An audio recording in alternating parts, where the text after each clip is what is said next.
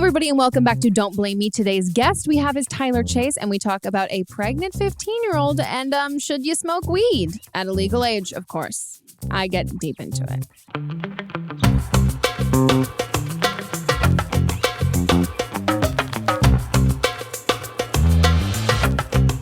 Well, hey there. Welcome to my God.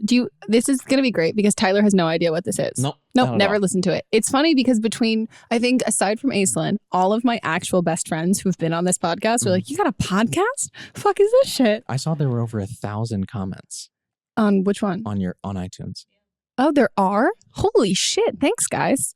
Well, yeah, welcome to the podcast. It's called Don't Blame Me. Don't blame me. Mm-hmm. This is me, Meghan Rienks. Hi. And this is an advice podcast where you guys call in and we give advice. And yeah, Do we see the surprise? If you can't see the surprise, go to YouTube because we're recording it. And you can see Tyler Chase, our guest, is surprised as fuck. Because we can curse? You can curse? Dang. Say everything. Dang. You can curse? Dang. Hot damn. Well, I have to say it's an honor. No, it's not. List to be here. Oh, yeah. How many have you prepared? Nice plug. I got a couple. You got a couple? It's like you're plugging my movie on my own podcast when you're here. So, Tyler Chase. Hey. Thanks for being Meghan Rienks. here. Meghan Rienks, it's a pleasure to be here. Oh, my God. Oh, my gosh. You guys might know Tyler from The Walking Dead. He looks very cute on it. That was about 6 years ago. It was Nashville, where he played a VJ. Hey, show your phone so people can see. So, like, if this is actually spark their memory. The case from Mom, you got me a new case, and then it kind of broke. But this is the case from Nashville that I used. Yeah, so watch it on YouTube if you guys want to see. You can see it there. It was funny. I watched the clip because I was helping Tyler with his reel, and immediately I was just like, "That's your own phone case." That's your own phone case.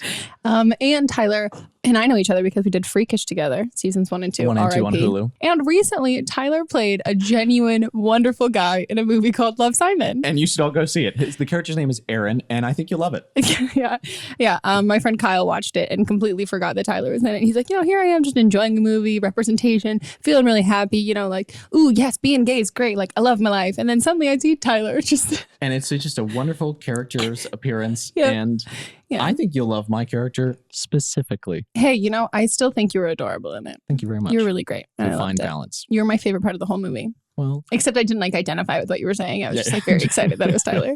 But yeah, so I'm really excited you're on the podcast. I'm really excited to be here. It's your first time here. I know. Okay, so if you guys didn't know, and I can also explain this to you. So the advice podcast, How what's does this up, work? hello. So people call in and leave us voicemails and tell us what's happening in their lives, and Is we this the give part advice. you say for people that haven't heard the podcast before? Yes, including you. Including me. Yep, there you go. Great. And the phone number is 310-694-0976. Maybe one day I will remember it without closing my eyes.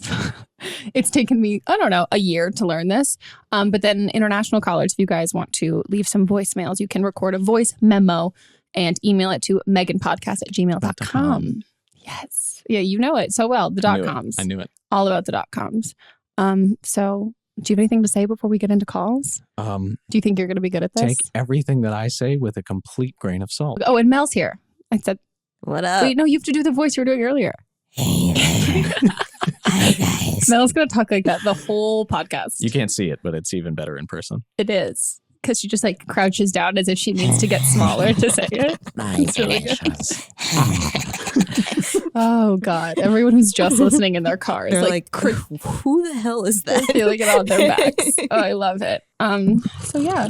Ew. This is also just move your fucking ASMR face. episode. Just move your face away from it. Ew. I hate that. Do you like ASMR? Get our of course advice you do. through ASMR. The soothing sound of tea. Oh, that's a puffy vagina. That's a fucking puffy ass fat vagina.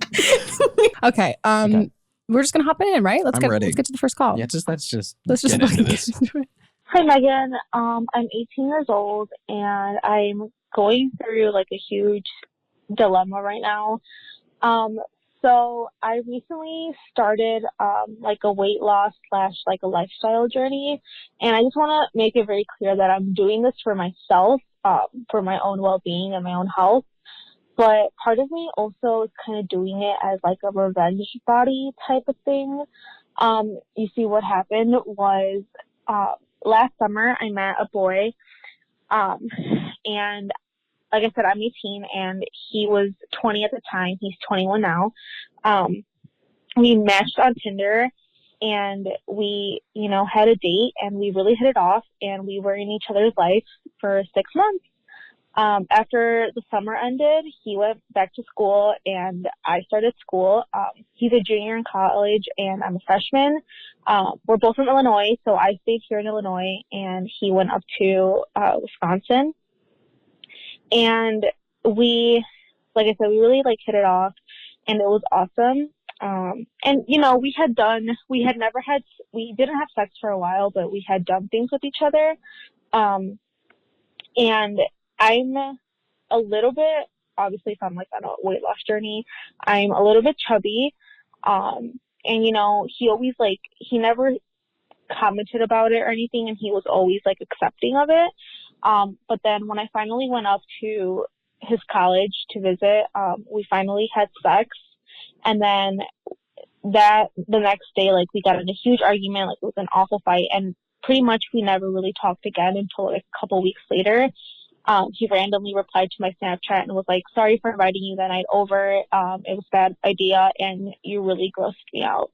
So my question is, do you think, I don't know if this is really immature, but I kind of just want to confront him about it and be like, "Hey, look at me now. Look what I'm doing for myself. Look how fucking amazing I look, and look what you missed out on, dude." And he's pretty much my motivation for this. So do you think I should hit him up and tell him?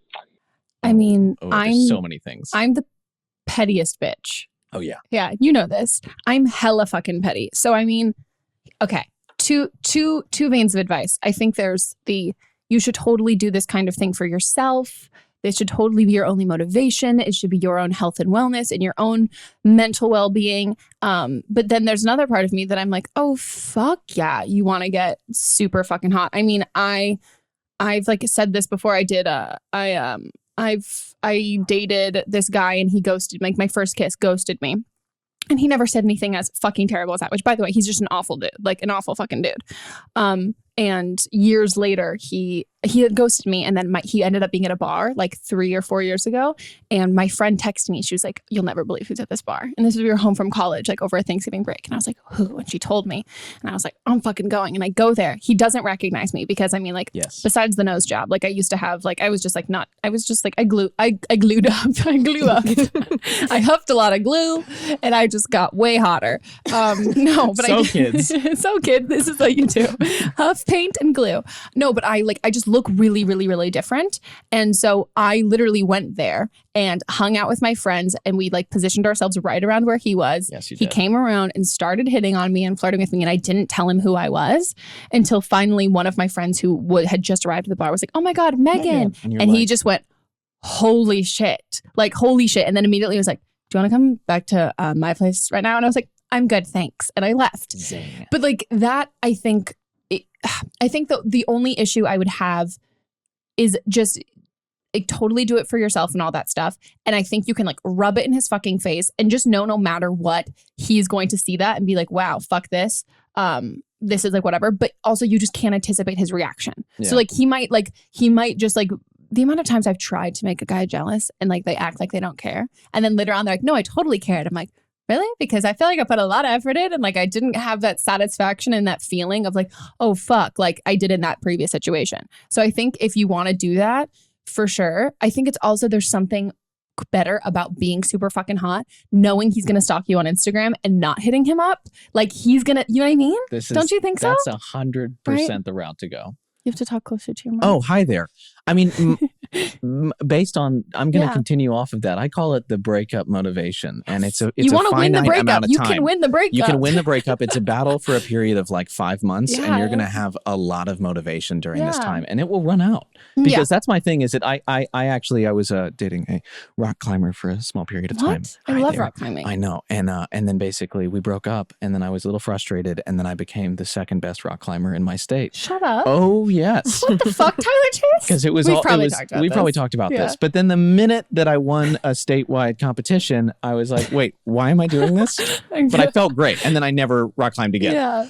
And I think that's the biggest thing is it definitely Oh yeah, go look great and do it for yourself. You'll feel good. You'll also feel good that you're showing him up. But then also the other thing that I was actually going to continue off of is that anyone that's going to say something like that to you, ew, no, get out there, find yourself someone better. Make him so jealous on the long-term plane that you are living your best life and your best self. No, I think that's preachy, but I fully agree, because I also think like, I mean, I won't lie. Like, I think everyone has a motivation to start getting in shape and working out. Like, there's a motivation always. I don't know anyone who's like, I just want to do it for health and feeling better about myself. It's either because you saw a picture of yourself that or you really didn't like. Or a doctor said something needs to happen. Exactly. Like, and like for me, like I started really getting in shape because I was like, fuck, I have to be in my bra and underwear on TV, like at a drop of a hat with zero warning. And I want to feel, even if I don't look different, I want to feel in myself that I'm like, I'm taking the necessary precautions to make myself feel more confident doing this. Like, and I now am really, really unemployed and not working and never in my bra and underwear for other people to see, but I still do it. Fit. But I mean, like, I'm still doing it because no matter how you get to where you want to go, like I'm gonna burp. Another Don't one. blame me. Sorry. I Why do it heard taste that like one. oranges? I didn't even eat oranges. What's it called when you endorphins? The endorphins that release from exercise and working out. That is something that your motivation originally might be whatever it is, but you're going to get so many more benefits from feeling like from eating well and doing all that stuff. But I mean, I feel like we always have to say when people are talking about this stuff, like just make sure you're being healthy. I think totally like be conscious of putting like good food into your body, but also be conscious of not depriving yourself, because that's how people like binge and do all that stuff. And you don't want to feel any guilt when it comes to food and things like that. And then same with exercise. I think it's really important to do both at the same time, because I think when you go on like a diet that's just about food, there's so much restriction. But when you're exercising, you can eat more food. Like you get to be hungry again, and you're like, oh no, this is something that I did this exercise and my body is craving protein, and this isn't something into muscle mass. Yeah, like it's not something I need to shut down because I'm just focusing on food. So I don't think it's petty. I mean, it is petty, but I'm petty. So yeah, fucking do it. The amount of pictures I post to look hot so other people will see them, be like, wow, all the fucking time. All the fucking time. I'm still working on social networking, but I definitely think about it. I think we about can take doing some sexy pictures for you so someone can get jealous. That sounds good. Yeah. What are those? We just have to tell Taylor we're doing it. What are they called when you have like a baby pictures? What are those called? Maternity photos? Maternity photos. Let's do a maternity photo.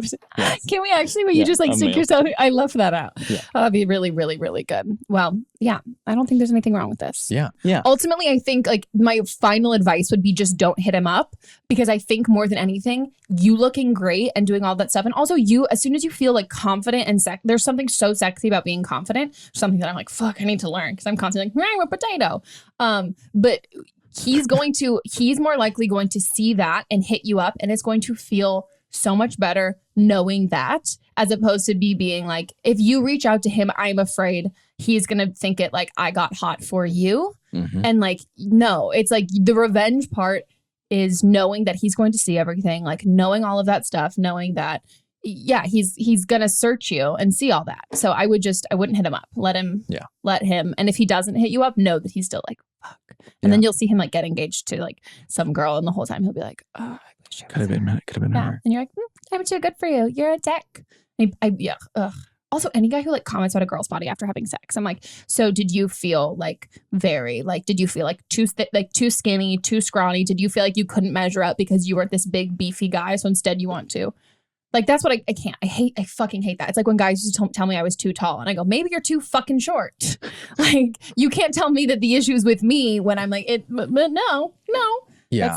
If a guy's like, oh no, you like grossed me out because like I wasn't into your body. You're like, and also there's probably some like so many insecurities he probably had about his own performance and self. Completely. And it's all getting applied to you. Ugh. You. Fuck him. Don't though. Because that did not turn out fucking well. Mentally. The sentence. Yeah. Not literally. Not literally. And yeah. Enjoy your fucking workouts, and you're going to love it, and you're going to feel so great, and you're going to be thankful that this guy was a fucking dick, because it gave you all this motivation. Yeah. Okay. On to the next call. I'm 22. But basically, I wanted to ask you a question on how to cope with difficult tragedies or hard times.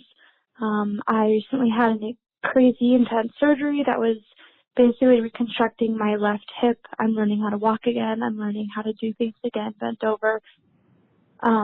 pick things up, but just move in general. I'm not allowed to work, and I was kind of in bed rest for about 2 months and away from my life in Florida.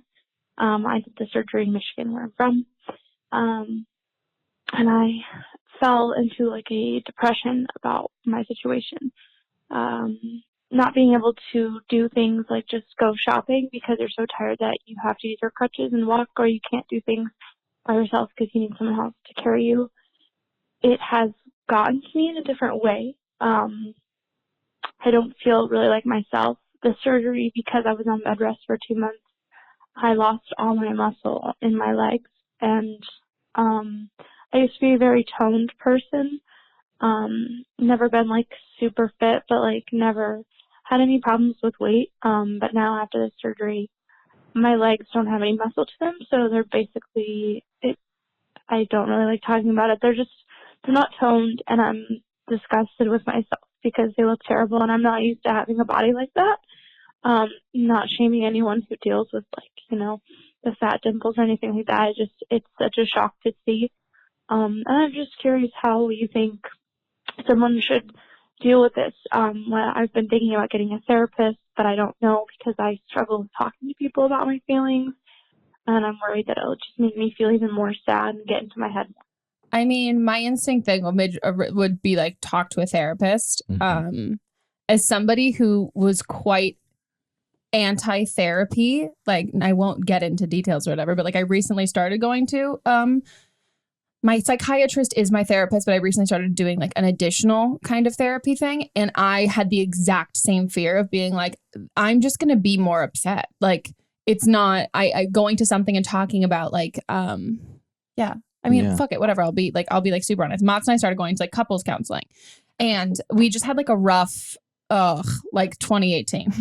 Like we've had a rough 2018, but like we both really care about each other, and so we started going to couples counseling, and that was my exact fear of being like, I don't want to talk about this. Like it's just going to make me more sad because it's when you talk about specific incidences, like you're saying, like this isn't been something that you've battled with your whole life or anything like that, where you're like, oh, let's talk about childhood. Like you're repeatedly talking about a terrible incident that you're currently in, that like that just makes you feel like you're going to feel so much worse.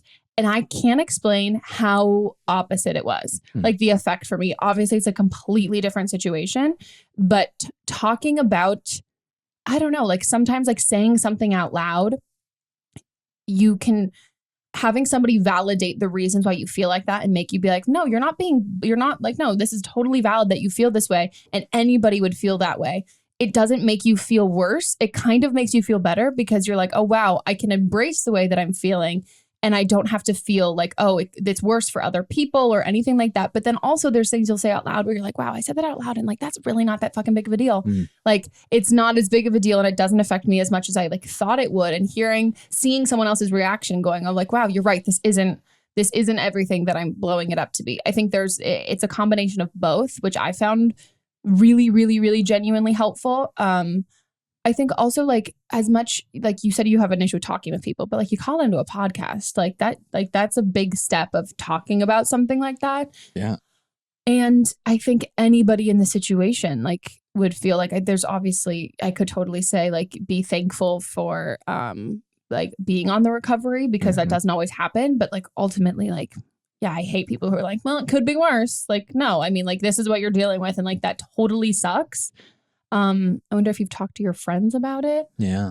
Because I can imagine, or I feel like I always like reference, I'm like, I'm sure there are support groups like chat rooms and stuff, like not being able to get up and do stuff.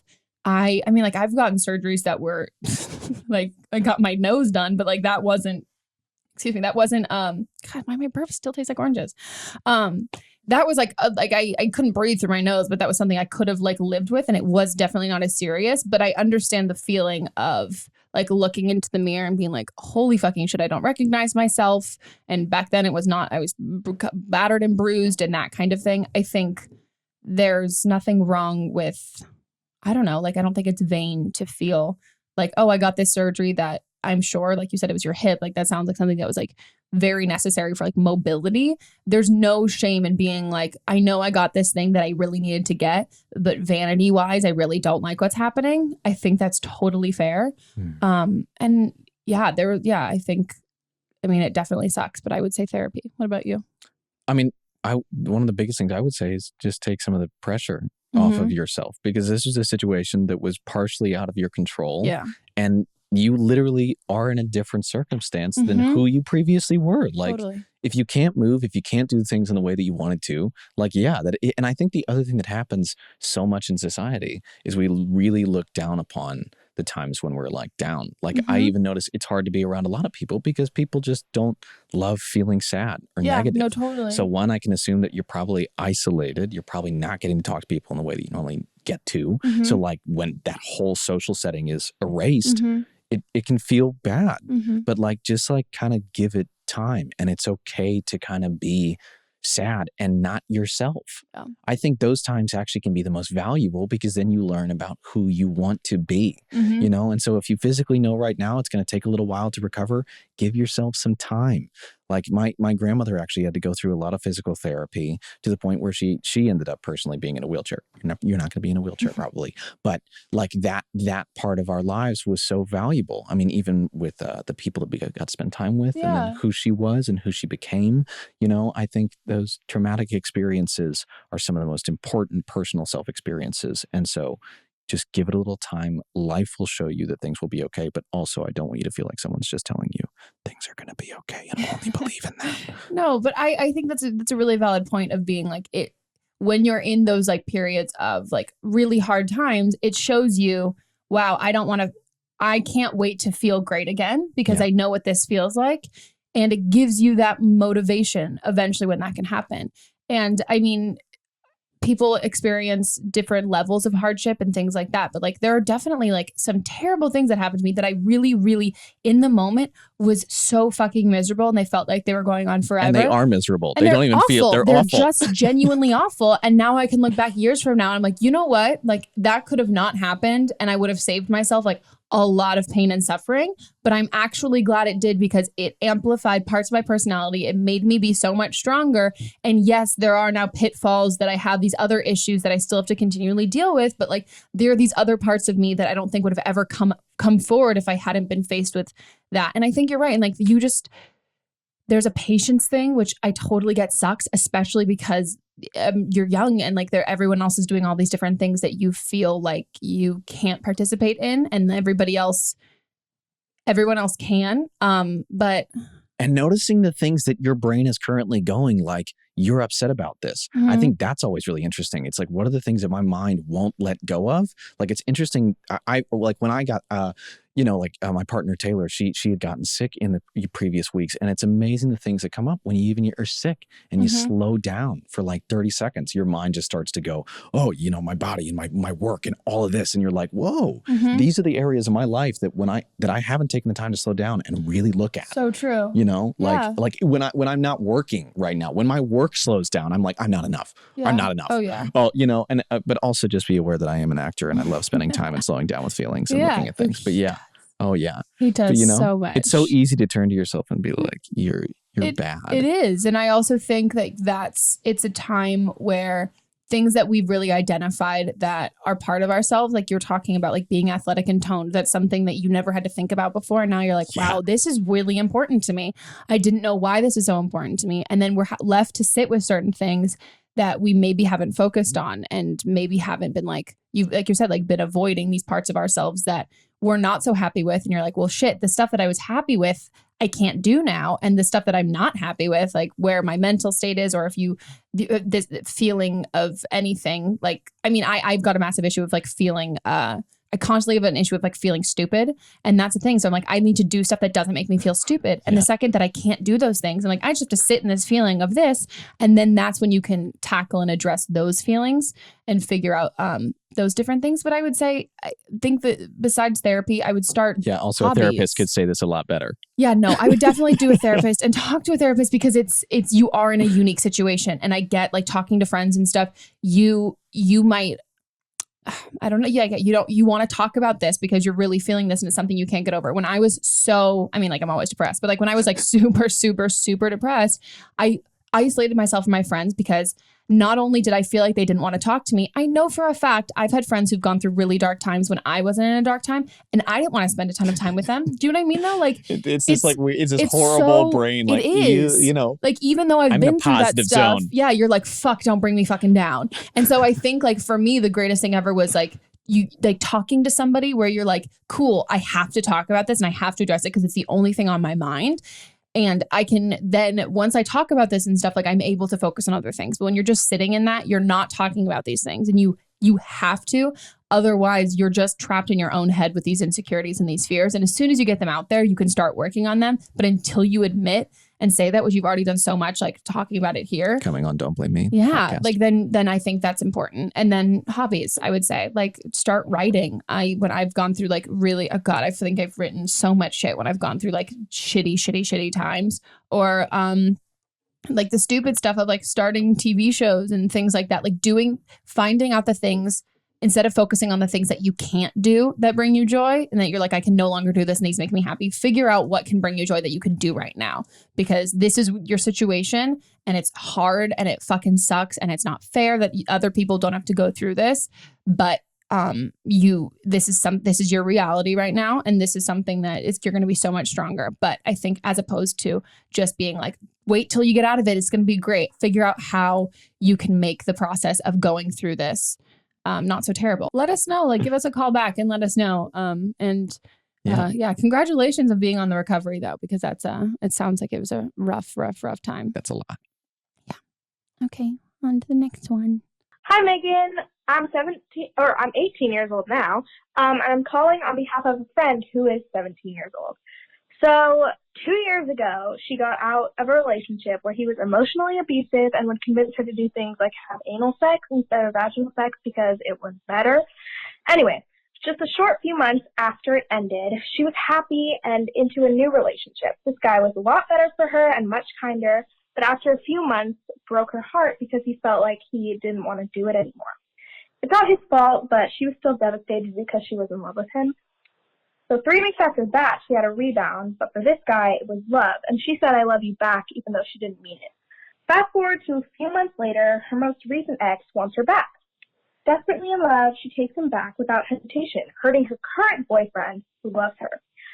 My friends and I were against this because we felt she didn't take enough time for herself to get over both the first and second boyfriend. She was really distraught over both of them, and seeing that the first one was emotionally abusive, we thought that taking the time to be single and making herself happy was more important. Basically, when she's with a guy, she relies on them to make her happy, and she claims she loves herself and knows how to be single and happy, and I don't not believe that she loves herself, but since she started dating, she hasn't really been single for more than 4 months at a time. And we brought it up many times, but she believes that she's making the right decision. So I guess what I'm asking is, am I doing the right thing in wanting her to be single for a while? I know it's her life, but I've known her since 4th grade, and I just want the best for her and for her to know that she doesn't need boys to make her happy. And as you say, all relationships end until they don't. And at some point, she'll be single again and needs to be happy on her own. I mean, I think she gave my advice in the question where it's not your life. Yeah, not it's your not. life. It's not. I mean, also, I think the age thing really plays into this. I don't think I was single for more than like a month from the time that I was like 16 until I was 19. Like, I wasn't even aware of beginnings and endings. Just new people. Yeah. Like, I don't think... I don't know. You're I think you're coming from like a really like genuine sweet place of wanting your friend to be happy, but ultimately you can't, no matter how much you love somebody, you can't make somebody learn, like you can't prevent them from learning a lesson on their own. No matter how much you can like try and prevent them from making a mistake, and you can see that, unless your friend's in like physical danger or is in a really bad like emotional place, you contact the authorities. Yeah, that totally. But I mean, like, ultimately, like, if she says that she's fine and all that stuff, you can't, she's your friend. Like, you have to be on her team. That's what, no matter what, like when my friends like date terrible guys that again are not abusive or not like hurting them or doing anything like that. Ultimately, even if I don't like them and I'm like, I'm on your team. So whoever team you're on at the time, whoever you want to date, like I'm here to support you. You are my friend. So I mean, like I think that's just kind of you gotta I got a great quote. Okay. I love it and hate it. Ready? Oh, good God. The life you save may be your own. Oh. Yeah. That is valid. I mean, it's basically, it's a condensed version of everything. Yeah. It's just like, because people are going to run into the same lessons over and over and over again until they're ready to learn them. Oh my gosh. That's how completely. my entire life works. Oh yeah. And also you wanting to do, we always say this when people like call in for their friends and stuff. And I'm like, again, not if it's coming from like a really like scary place. Most of the time I'm like, you are focusing so much on somebody else's relationship. Are you avoiding something in your life that you do? What I mean? Like, I think there's also something but there's also the nature of age. And I remember how much we talked about friends, boyfriends, and all of that stuff when you're young and now. But like now, like my friends can date terrible guys. And like most of the time I'm like, okay, like, I mean, I don't fucking love them, but whatever. Like that's what it is. Yeah, you gotta let her make her own mistakes, which it sucks to watch that. But I mean, I dated some awful guys, some genuinely awful guys. If it blows up, then you can also kind of just sit back and be like, you don't want tea? Yeah, but you don't say I told you so. You don't say I told you so. No, because I mean, honestly, you might have been through the situation. You might have done this and your friends might have stayed quiet and let you make your own mistakes. But there's nothing more fucking annoying. Also, I feel that now, like when, I don't know, if I've dated a guy or whatever and I complain to my friends and then like we like don't break up or like something happens or whatever. And they're like, I'm just saying. I'm like, no, fuck you. I know the decisions that I'm making and your friend does too. Like the stuff that she tells, the stuff you gossip about with your friends, you don't divulge everything. Your friend knows when she's going into the situation what she's fucking doing. Like she knows that and she's decided that she can get past whatever he's done and all that stuff. And she's chosen to make that decision. So then having her friends make input on it, it's like she's already thought of that. And I think the way to be the most supportive friend is to make her feel like if something did ever happen or something did go wrong, that she's not going to be surrounded by people who are like, oh, well, I told you so. You shouldn't have done this. Not that I'm saying that you would do that, but support her in her decisions as long as everyone's being safe. Or you can also create an I told you so club. It's your life. Yeah. And then, talking about the other friends, like not gossip, but I mean, like if you need to vent about it with somebody else, it seems like she is because she said they have been talking about it. Yeah. So then just like let her live her life. And then a couple years from now, if you end up being in the same situation, you're going to be like, shit, I'm really glad that my friends aren't giving me all this shit that she already has to think about it. Has already done these discussions. She doesn't need that more coming from her friends. Okay. Oh, hey. On to the next call. This is fun. I'm 20 years old. I'm about to turn 21. And my question is kind of specific, or I don't know. It probably doesn't apply to a lot of people, but whatever. So I write. I creatively write like stories, memoir pieces, poems and stuff. And I just recently had one get accepted into like this little literary magazine journal thing. It's not a big deal or anything, but it's the first time that like anyone has ever like validated my work, you know what I mean? And it's going to be in there. But the thing is, it's about it's about me and how I feel about like my father and just that sort of thing, which is difficult because we have a very difficult relationship. He was extremely emotionally abusive, and he's a whole new kind of narcissist, and just a lot of issues there. So then after I turned 18, I got out of his house. I don't see him often. I try not to see him because it's just I don't want to be around him. But my brothers do keep in contact with him, and I just know through family or whatever, my dad is going to stumble across it, you know. He'll hear from someone that, oh, I got my poem published somewhere, and he'll read it, and I'm just afraid. I'm just really afraid what he'll do or say to me. It's not like it's not super condemning or anything. It's really just about how I like feel, and it's very abstract. And I'm just honestly kind of afraid for my brothers a little bit too, because they still like spend holidays with him and stuff, and I just don't want them to have to.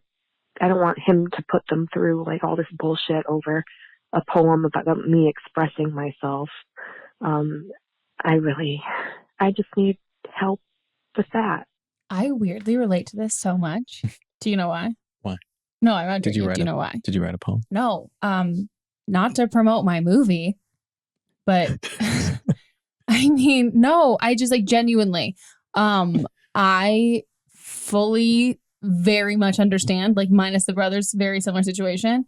I'm in a movie that I wrote like the story for. I didn't write the script for. There's a chunk of it which is based on like something that actually happened involving other people who have not seen it yet, because like we're recording this before the movie's out. And yeah, like I mean, it's definitely, I understand like the fear of that, but ultimately when somebody is like either physically or emotionally abusive to you and things like that, you don't have to think about their feelings. Like, and I totally get what you mean about your brothers and stuff, but I don't think your brothers live with them. They said they just see them for holidays. They're adults. They can handle their own shit. You don't need to worry about that. I think you sound like there's like a sense of, you just still sound like you feel a little guilty, and like you're worrying about how he feels, which ultimately he didn't worry about how you felt, which is, again, something I totally relate to. But I think like ultimately, like as an adult, like your journey is your journey, and other people do things that affect you, and you have interactions with people that affect you, and they stick with you, and it's your story. They're just because they were a part of it doesn't mean that you need their permission to talk about it or anything like that, because it affected who you are as a person, and this is about you. And that's kind of how I reckon, like how I coped with feeling like, holy fucking shit, what's going to happen? Can I do this? Do I need like that sort of sense of feeling of just freaking the fuck out? But ultimately I was like, this is just because somebody played a part in my life.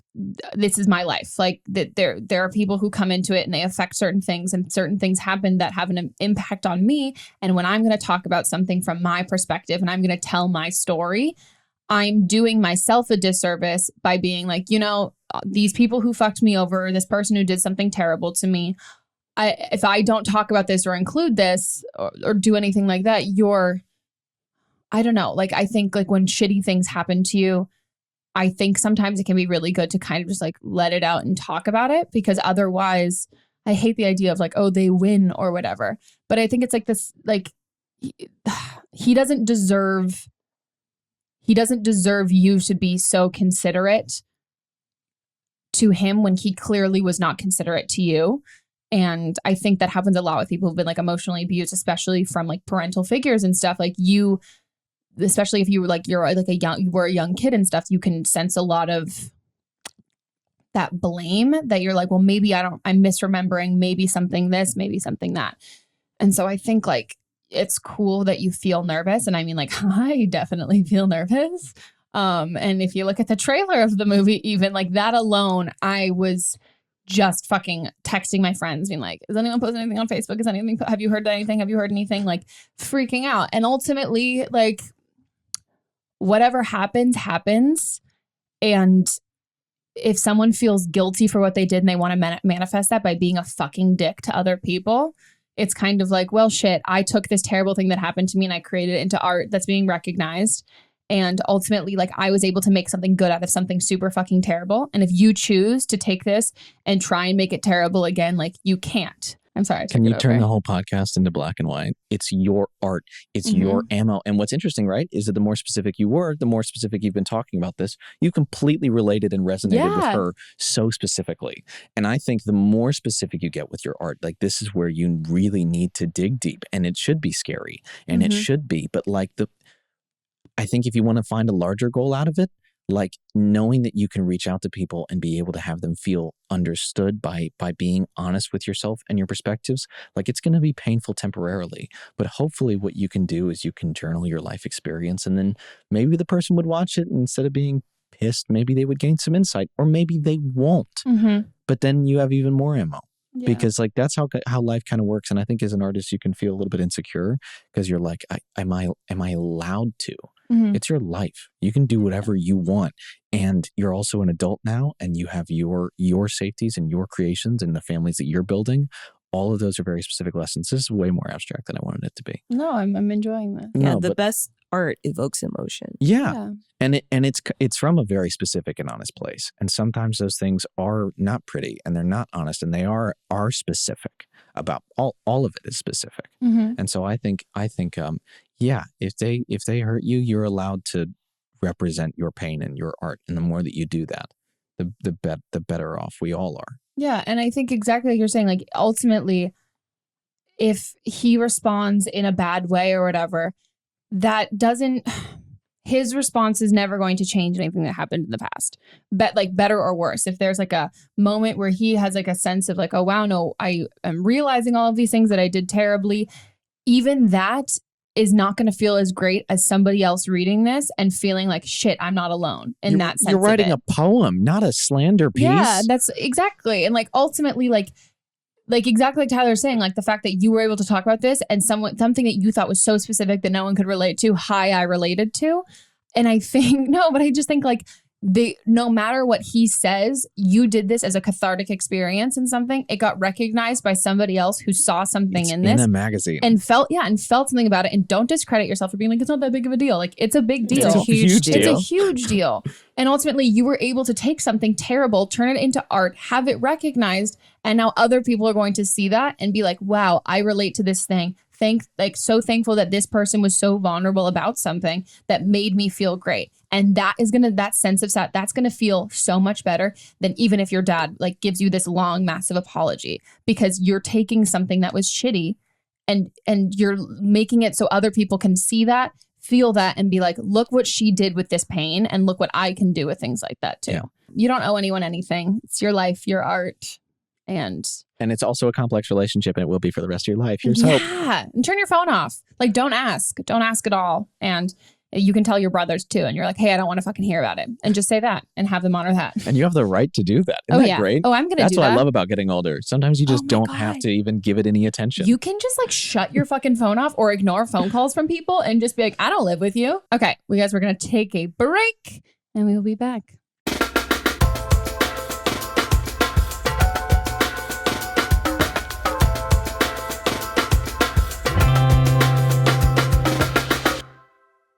Oh my gosh, you guys. This episode of Don't Blame Me is brought to you by me. Kidding. No, it's brought to me or brought to you guys by you guys. This is a long-winded way of saying that we're going to give some comment and review love for everybody who has been rating us on the Apple Podcast app and on iTunes. It means a lot to us, and we would love if you subscribe to us there. It's such a great place. I'm a huge fan of it. And also, like, it's really great when you write reviews because, like, late at night, if I'm just, like, sad in my bed, I can scroll through and see all the nice things you guys say about me. So we're going to read a couple of them. This makes me excited because I haven't read them in quite some time. And don't worry, I've sorted it by the 5-star ones because I did see you can sort it by most critical, and I don't think I should do that. So, Nicole JS says, I really enjoy this podcast. I really think Meghan does a great job at giving advice about people's real life problems. I also enjoy that she brings on different guests to also help. I never thought I'd be a podcast listener, but this has changed me. She did spell my name wrong, but I do forgive her. Okay, this one says, top-notch entertainment. Girl, my life is so boring and I feel like I'm living through these people, but always the podcast brightens my monotonous drives to work and to school. I've been a subscriber since the light blue room. Oh my gosh, you've known me forever. But just started listening to this podcast and I can't get enough of it. Keep doing great things. Lots of love from Georgia, USA. Thank you so much. Ooh, this one's great. 110% makes you feel like you have friends. I constantly have to decide to either let all the episodes pile up so I can binge this throughout my entire day or just watch it as you upload. Honestly, best thing you've ever started. Thank you so much. That makes me so happy. Also, I haven't started that many things, so I feel like this is like a good thing. My favorite podcast, by Sydney Drew. This podcast is seriously my favorite. I just started listening to them and I don't know how I've missed it. I've absolutely loved the episode with dating someone who's trans, where the girl calls back and gives details about her breakout and huge fight with the twins that she slept with. I was literally in tears. That girl is a savage, and your guys' reactions were absolutely hilarious. Meghan, please make more. These are amazing. And I always love listening to them during long drives, cleaning, or when I'm just playing a game. Ooh, what games are you playing? I always get excited to see them. Ultimately, I'm not able to put a poop emoji, but it's a thought that counts, right? I think I asked for you guys to put poop emojis the last time, and maybe she has an Android, but she's reading on the Apple I mean, I'm not here to judge you guys. But yeah, if you guys want to subscribe to us in the iTunes Store, Apple Podcast app, we would love it. Leave a review. It would be amazing. It brightens my day. It does. It really does. And so far, we're crushing it with the reviews. So please review 5 stars, because I really like the fact that we've got 5 orange stars. Makes me feel pretty good. And we've got that cool thing where it says parental advisory, where like a rated R movie, like in the bottom corner. So if you want to feel like a rebel. Okay, guys, back to regularly scheduled programming. We're back. We're back. On to the next call. Hi, Megan. So my name is... Actually, we're not supposed to give my name, so I'm just going to bleep it out anyways. I'm 17, and I live in Massachusetts. So weed here is very much legal, and it's almost become a replacement to alcohol in teen events. And I mean, obviously, like, everyone usually drinks before they're 21, and I guess smoking weed would be a similar situation, particularly since it's becoming so prominent. The thing is that I've never actually gotten drunk because my dad is an alcoholic, so that always really scared me. And I don't know how comfortable I feel with smoking weed, but I'm also a very anxious person, so I feel like it might help me to like chill a little bit, which is very much necessary sometimes. And I don't know. I don't know if it's a good idea, if it's like a really bad idea and I shouldn't do it, or if it's just something like I should try as I grow comfortable with it. I also know that you need to have smoked weed more than once to actually get high, right? So like, should I smoke twice and see if I like it, or should I not? I don't know. I'm just kind of confused and playing around with it. And a lot of my friends do it, and it would be nice to be involved in that too. Oh my God.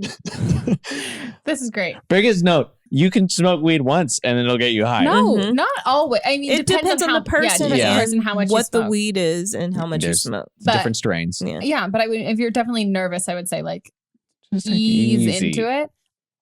So let's just get it out there. It's illegal. It's illegal. It's illegal to smoke weed underage. But hypothetically, if you were to, I'm gonna address the rest of the question in a hypothetical once you turn the legal age. Mm-hmm. It's 21. It's Great. 21. So See, very much hypothetically, if you were to do this. If you were to do this as a 21-year-old, let me say I'm going to give you the advice for that age because it's currently and that's when illegal. You're going to be doing that. Yeah. Yes, I'm assuming. I would say as somebody who doesn't drink anymore, because I've got a terribly, terribly addictive personality and I've never had a healthy relationship with alcohol. I really used alcohol as liquid courage, confidence booster. Like I've never felt as good about myself sober as I have when I'm drunk, ever.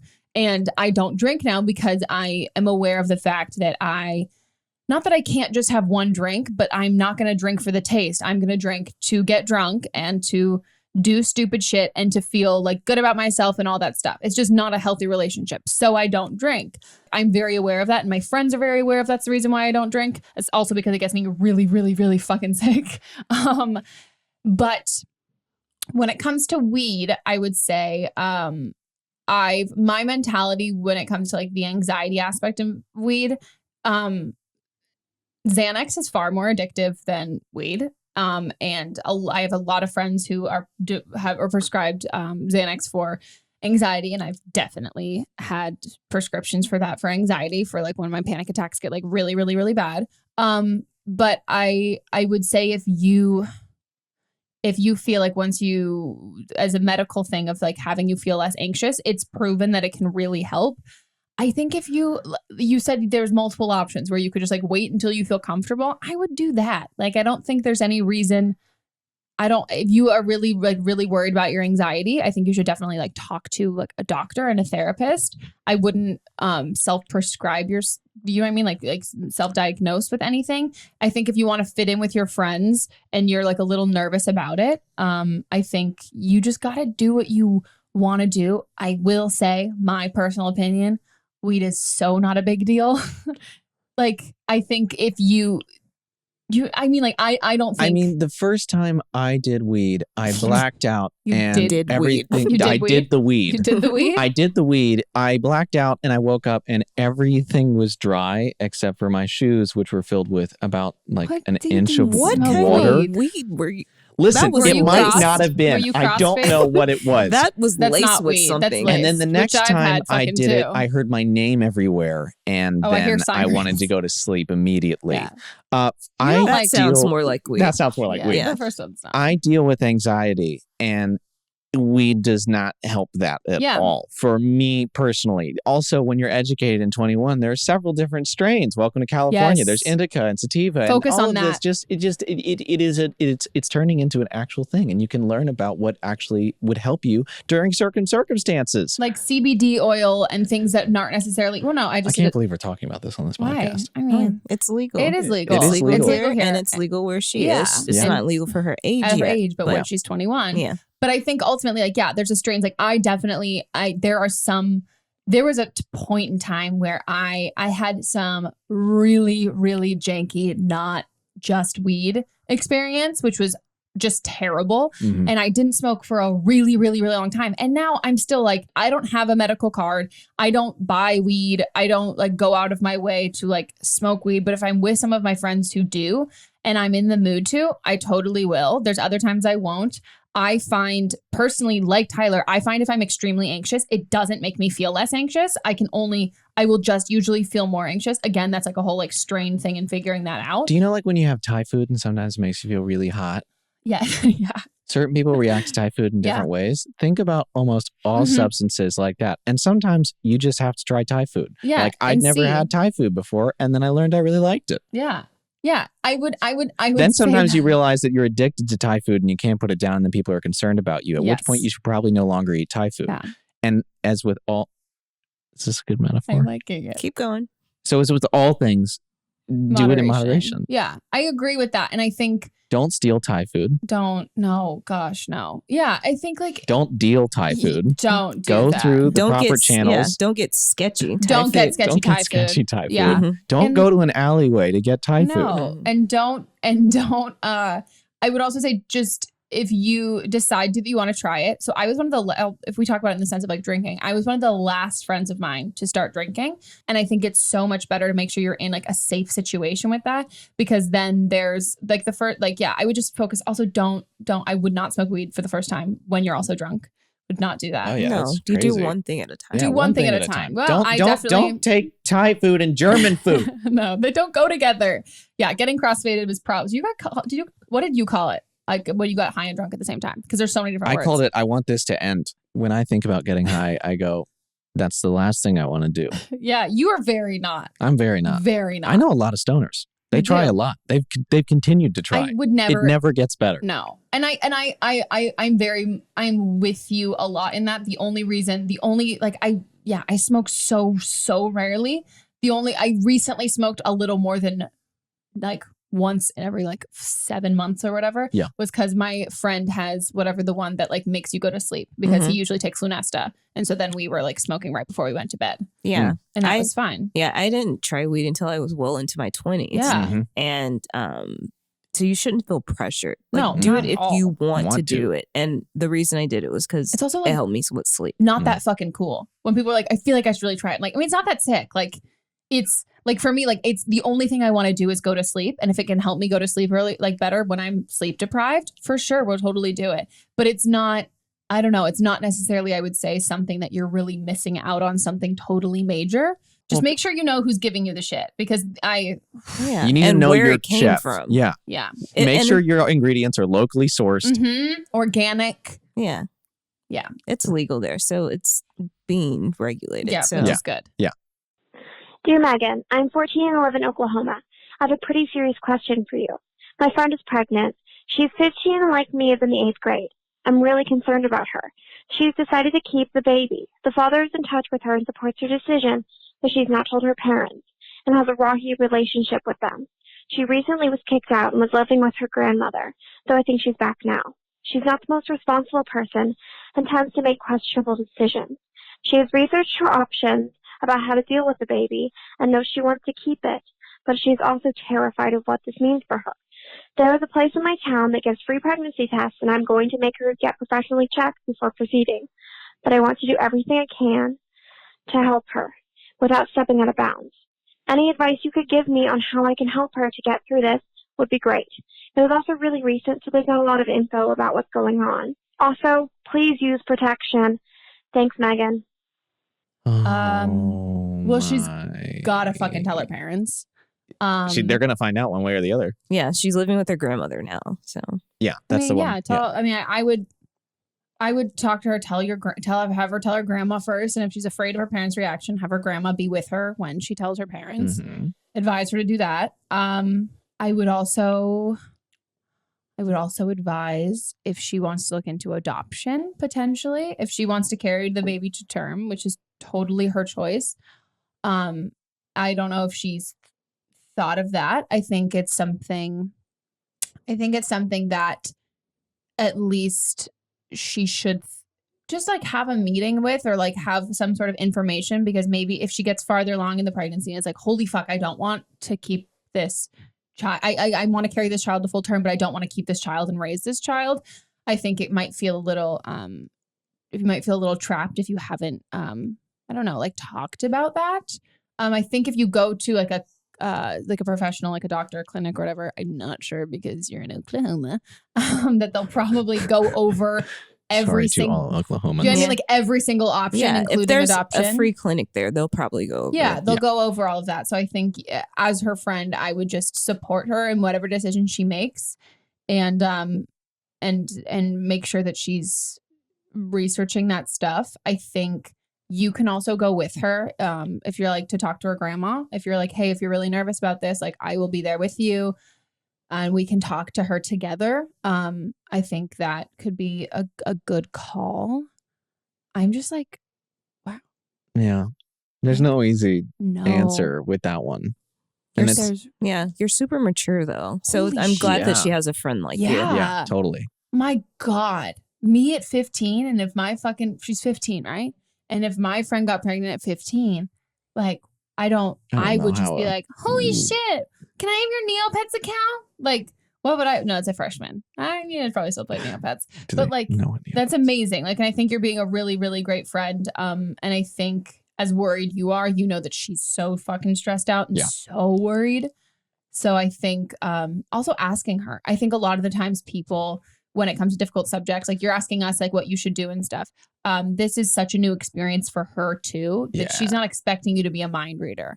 And she's not expecting you to do everything right. I think you can totally ask and be like, hey, what can I do to help? What would really help you feel good? What would help make this easier for you? Like, please just tell me anything that I can do. Yeah. And then, just like be supportive and like text her and keep up to date with her and make sure, and you don't always have to bring it up and talk about it. Just like making sure you're like still being a really great friend and the same kind of friend you were before, but also understanding of it. What do you have to say? Oh man, nothing. Holy fucking shit. I mean, that's it. Yeah. I mean, I think, the biggest thing is sometimes in those circumstances, it can be hard for people to know how to feel like human anymore, because like you don't, it's like, it's such a big thing to deal with. So I think, giving your friend some normalcy in her life, and then really helping support her in her route and trying to recommend to her different lanes and opportunities and things. Because the other thing is that I know you can kind of want to, really like get in here and be like, okay, we're going to take care of the situation. But at the end of the day, she's going to have to make a lot of decisions for herself. And for this kid, eventually. Yeah. Yeah. Letting her know that it's also okay if she changes her mind too. And how there's no shame and no disappointment, and how she's still like the same person and she's not a bad person or a stupid person or anything. Like it just happens, And it genuinely can happen to anybody, even if happened to so many kids in my high school. And like no matter how safe you are too, like it can still, there's always a chance that something like this could happen. Mm-hmm. But I would say the first step, offer to go with her to talk to her grandma about it. And don't take it personally if she wants to do it by herself. But then follow up with her and make sure she did tell her. Hopefully her grandma will be with her to tell her parents. That would be great. Yeah. And a school counselor too. Could be really helpful. Yep. Oh. Yeah, guys, use protection. So now we're on to Producer's Corner. Welcome to Producer's Corner. Which Tyler knows so much about because he's an avid fan of the podcast. Love, don't blame me. Love it. And it's 44 episodes. No. This is episode 29. 29. So Producer's Corner is where producer Mel picks her favorite call or a call back, somebody who's updating us or somebody who has some commentary from another episode with like a different question if they've got some insight. So what do we have today? We have someone that's calling back with commentary. Okay, cool. Yeah, so this is from episode 25 with Aislinn. Great. And this was about someone who was going through abuse, who had been abused by someone in her family. Oh, yeah. Yeah, sexually abused. And so we have someone calling back with commentary. Okay, great. Yeah. Hi, my name's Kim, and I was calling back in reference to the Aislinn Paul podcast where there was a girl who was sexually assaulted by a family member. And I just wanted to let her know that I've gone through something similar, not exactly the same situation, but oftentimes when you go to court and they hear, like your parents hear about everything that happened specifically, and it sort of shocks them, and it kind of helps people get to the point to where now they believe it, as in it actually happened and I actually have to face up to this. So I would just say if you want to go to court about it, do it. Don't worry about your family because they're still your family, and hopefully they will always be there for you and they will always love you. And even though they might not want you to press charges, I think after they hear everything in court and everything, it might help them to really see why you did press charges and forgive you if they haven't. So yeah, that's all I wanted to say about that. Thanks, Megan. Bye. That's great. I feel like I'm glad that she said that because I feel like that was something that Aislinn and I were trying to say, but neither of us had been through the situation. So we were like, I really hope if you say it out loud that it makes it more, I don't know, would like convince because her parents, she didn't want to go to court because her parents didn't want her to go. Yeah, they didn't want her, and they had listened to all this stuff. It was a family member that was actually abusing her, and she wanted to because she wanted justice, and then was wondering, she's like, is it bad that I want justice? I was like, no. Justice is a good thing. So yeah, hopefully she's listening, and hopefully anybody else who's gone, hopefully no one, oh God, I mean, I'm going to say hopefully no one else has ever gone through that, but it definitely happens. Yeah. But yeah, I think that's really good advice. So thank you so much for calling back and leaving the commentary for it because you can relate to it and I can't. And yeah, you're like, this is sad. No, man, it's just a lot. Yeah, it's heavy.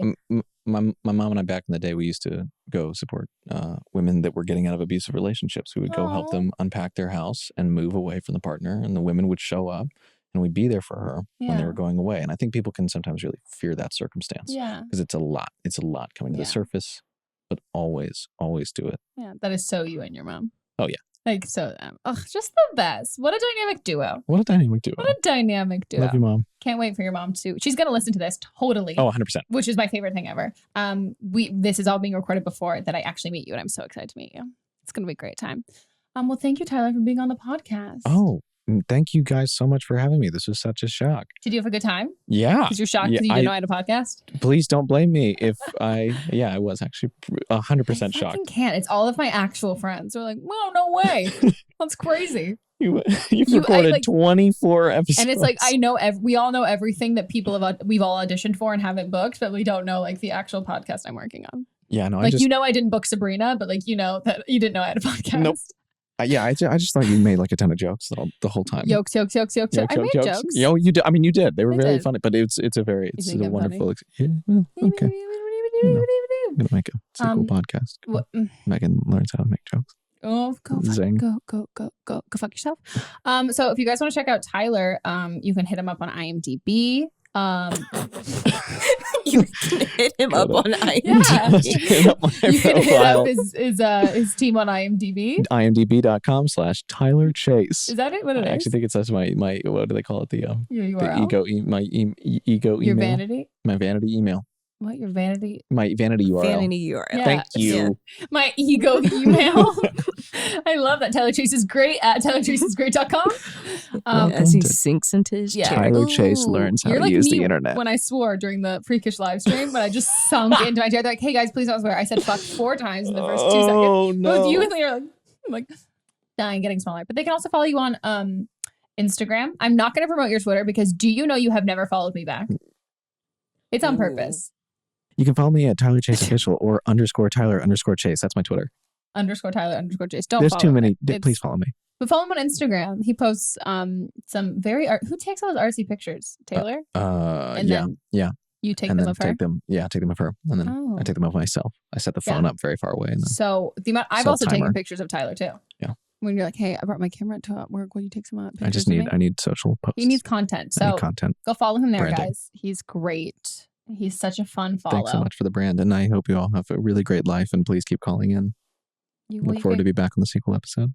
The sequel episode. Yep. If you ever need me to host for a week, you just let me know. Yeah, you're getting far too comfortable. This mic is really, it feels like NPR. VJ I'm going to go be on the NPR. You've played the VJ on fucking Nashville. That's why. You've given me too much power, Too much. Well, I hope you guys enjoy this episode. If you guys want to call in with your questions or advice you need for another episode, you can call 310-694-0976. That's 310-694-7. 694. Fucking shit, you're fired. Then international callers, you can email us at meghanpodcast@gmail.com with a MP3.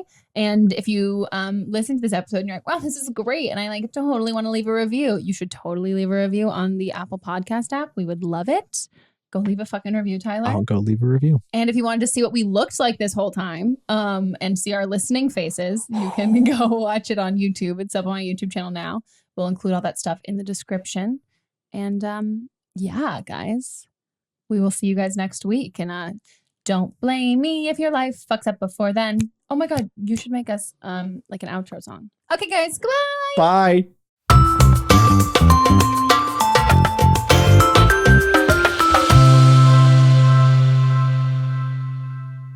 Don't Blame Me is a production by me, produced, directed, and edited by Melissa DeMons, camera operator Shireen Younes, post-production sound by Chris Henry, production assistant Julie Carley, and music by Giacomo Picasso and Ryan Hunter. I'll see you guys next week, and don't blame me if your life, completely fucks up before then. Oh.